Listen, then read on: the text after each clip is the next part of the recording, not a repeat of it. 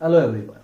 Today we will discuss time dilation or application of inverse Lorentz transformation. Time dilation is the application of inverse Lorentz transformation. तो कभी कभी time dilation पूछ लेता है, कभी कभी वो पूछ लेता है कि what is the application of inverse Lorentz transformation equation. ठीक है भाई, तो हम स्टार्ट करते हैं टाइम डायलेशन. तो मान लो कि हमारे पास सब शुरू में क्या करेंगे, हम कंसीडर करेंगे टू फ्रेम ऑफ रेफरेंस. तो let us consider two frame of reference S and S dash. हमने दो फ्रेम ऑफ रेफरेंस कंसीडर कर लिए आपके. एक फ्रेम ऑफ रेफरेंस हमारा हो गया कौन सा, एस, और दूसरा कितना कौन सा हो गया, एस डैश.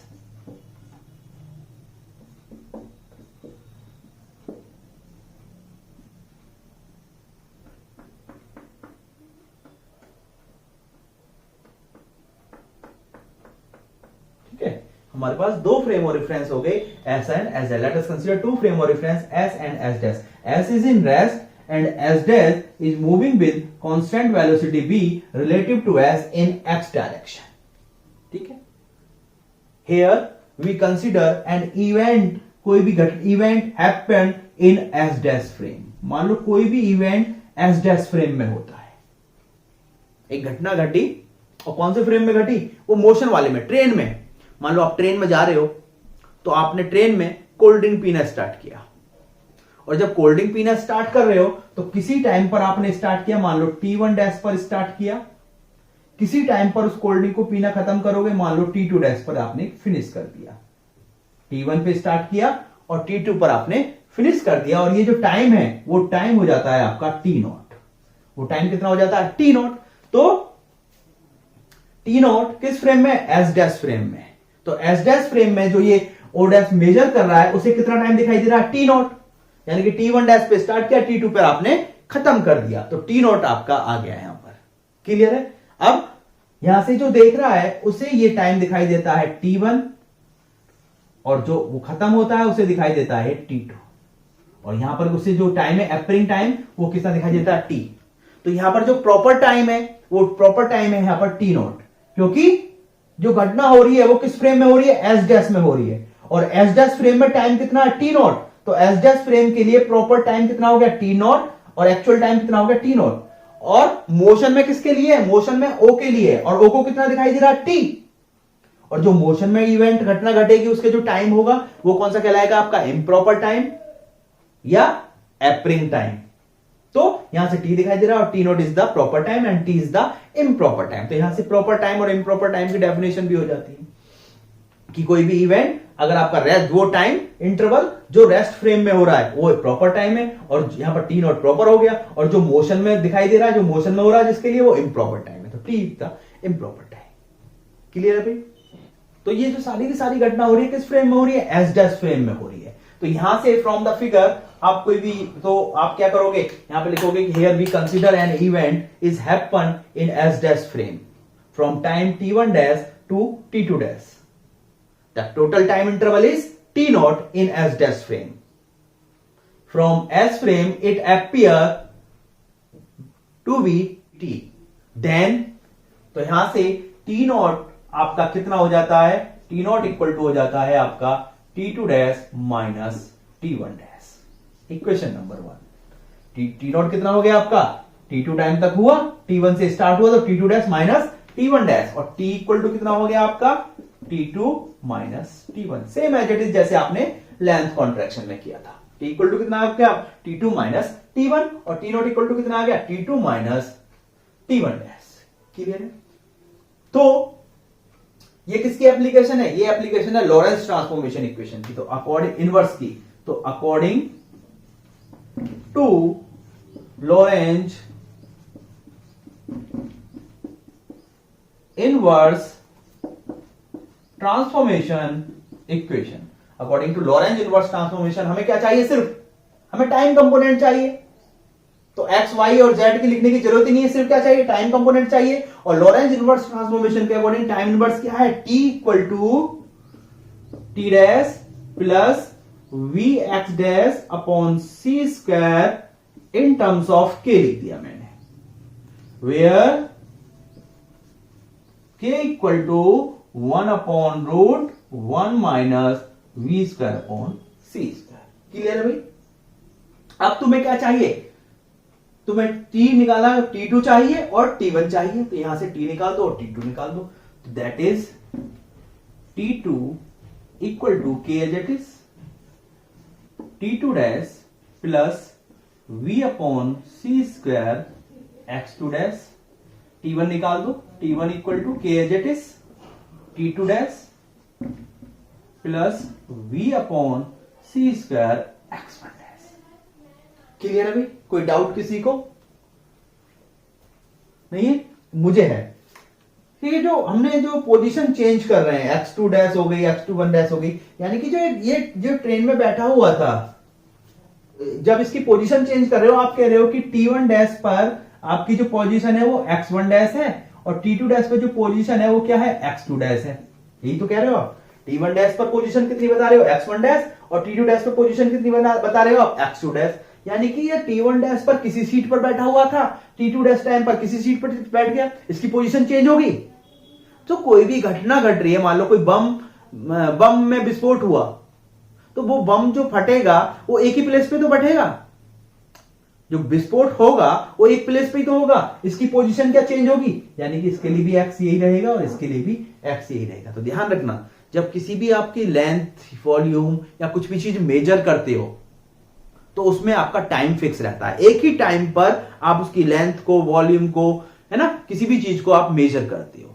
लेकिन जब कोई घटना घटती है, कोई इवेंट होता है, तो उसका क्या होता है, प्लेस सेम होता है। ऐसा नहीं है कि आप कोल्ड ड्रिंक पी रहे हो तो आप घूमते घूमते उस ट्रेन में कुछ होते हैं घूमते फिरते हैं, उनकी तरह कोल्ड ड्रिंक पी रहे हो, नहीं, आपको एक जगह बैठ के कोल्ड ड्रिंक पीनी है। कोई भी घटना घटनी, बम फटना है, ऐसा थोड़ी है कि पहले बम यहां फटेगा फिर वही बम आगे जाके फट जाएगा, वो तो जहां फटना वहां फट जाएगा। तो पोजीशन क्या रहेगी उसकी, सेम रहेगी, x डैश ही रहेगी। तो यहां पर t2 plus v x upon सी स्क्वायर, ये x ही रहेगा और ये भी क्या रहेगा, x ही रहेगा। तो कोई भी घटना घटेगी वो सेम प्लेस पे घटेगी, उसके लिए पोजीशन कोऑर्डिनेट क्या रहेंगे, सेम रहेंगे, एक्स वाई जेड, कोई चेंज नहीं आएगा, लेकिन टाइम में चेंज होगा। और लेंथ मेजर करोगे तो टाइम सेम रहेगा, एक पर्टिकुलर टाइम पर ही आप लेंथ को मेजर करोगे। तो ये मेजर डिफरेंस था। तो याद समझ क्लियर है भाई सबको? तो अब t2 और t1 की वैल्यू को इक्वेशन नंबर 2 में पुट कर दो। Put in equation 2। इक्वेशन 2 में पुट करते हैं तो यहां से हमें t इक्वल टू मिल जाता है t2 की वैल्यू कितनी है, k ब्रैकेट में t2 dash plus v x dash upon सी स्क्वायर माइनस t1 की वैल्यू पुट करते हैं, माइनस t1 के, ये t2 कहां से आ गया, ये t1 है, sorry, K t1 dash plus v upon सी स्क्वायर एक्स डैश। के दोनों में कॉमन है, के को दोनों में से कॉमन ले लो आप। तो t इक्वल टू के आपने कॉमन ले लिया, तो ये t2 dash as it is plus v x dash upon C square, के आपका कॉमन आ गया, माइनस अंदर चला गया, minus t1 dash plus minus फिर से plus minus minus v upon सी स्क्वायर एक्स डैश। ये प्लस है, ये माइनस है, ये दोनों कैंसिल आउट हो गए। तो आपको t इक्वल टू कितना मिल गया, k t2 dash minus t1 dash. और फ्रॉम इक्वेशन 1 क्या कहती है, t dash equal to t2 dash minus t1 dash. तो t इक्वल टू कितना आ गया, k t डैश थोड़ी t नॉट था ना, t naught k t naught, और हमें तो t निकालना था, t नॉट की टर्म में आ गया। इस k की वैल्यू को पुट कर दो, तो t इक्वल टू कितना आ गया आपका, t equal to t naught, k की वैल्यू को पुट कर दो upon root 1 minus v square upon सी स्क्वायर। तो इस इक्वेशन से आप देखोगे कि जो एपरिंग टाइम है वो इंक्रीज कर रहा है कितना फैक्टर 1/√1 माइनस v²/c² या k।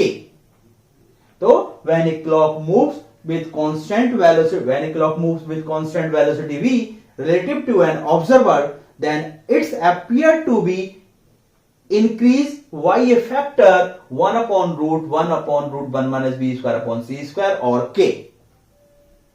तो जब भी कोई वॉच या कोई भी घड़ी या कोई भी इवेंट हो रहा है, यानी कि इसका मतलब क्या है, एक वॉच चल रही है, तो when a watch is moving with velocity v relative to an observer at rest, then its appear to be increased by a factor k or 1/√1 minus v²/c²। इतने फैक्टर इंक्रीज होती हुई अपीयर होगी।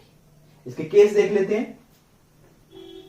तो हमारा टाइम डायलेशन कितना आया, t = t0/√1 minus v²/c²। ठीक है भाई। तो case first, when v c, जब v c है, बहुत कम है, then v/c <1, so we neglect v²/c²। हम क्या करेंगे फिर, v²/c² को नेग्लेक्ट कर देंगे, क्योंकि इसकी बहुत कम वैल्यू है, तो इसकी तो और भी कम हुई, तो यहां से नेग्लेक्ट हो गया। तो t = कितना आ गया आपका, t0√1 हो गया, यानी कि appearing time is equal to the actual time. कब, जब वो बहुत कम वेलोसिटी से चल रहा है। नॉर्मल पार्टिकल की बात करें, गैलीलियन ट्रांसफॉर्मेशन की बात करें, तो वो क्लासिकल फिजिक्स की बात करें, तो वो धीरे धीरे चल रहा है, तो जो इसका एक्चुअल टाइम है इवेंट का, वही हमारा एपरिंग टाइम है रेस्ट फ्रेम के लिए। ठीक है भाई। Case 2, when v is slightly less than c या इक्विवेलेंट टू c, थोड़ा लगभग बहुत कम है, यानी कि 0.9 c है या 0.8 c है। वेलोसिटी c से 0.9 c है या 0.8 c है, तब जब इसमें वैल्यू पुट करोगे तो यहां पे क्या हो गया, ये फैक्टर थोड़ा सा कम हो गया, 1/समथिंग फैक्टर 1 से कम आ गया, तो t apparent time is greater than किससे हो जाएगा, एक्चुअल टाइम से। तो t is greater than t0, यानी कि जब कोई वॉच किसी वेलोसिटी से मूव करेगी, अगर वो लगभग वेलोसिटी स्पीड ऑफ लाइट से थोड़ी सी कम है, तब एपरिंग टाइम हमेशा ज्यादा होगा आपका किससे, एक्चुअल टाइम से। यानी कि जब भी कोई क्लॉक मूव करती है तो उसका जो एपरिंग टाइम है वो क्या है, इंक्रीज कर देता है। कितना फैक्टर इंक्रीज करता है, 1/√1 minus v²/c²। Case third, when v = c, जब v = c है तो t = कितना आ जाएगा आपका, लगभग इनफाइनाइट, नॉट डिफाइंड, या नॉट डिफाइंड लिख दो इसको, 1/√1 माइनस v² c 1/इनफाइनाइट, 1/0 इनफाइनाइट, तो नॉट डिफाइंड। ठीक है। तो इसका मतलब क्या है कि कोई भी पार्टिकल वेलोसिटी ऑफ लाइट से मूव नहीं कर सकता, यहां से दिया जाता है। तो ये आपके ऑल अबाउट 3 केस थे अबाउट टाइम डायलेशन। क्लियर है। अगर इसमें कोई भी डाउट है तो कमेंट जरूर करें।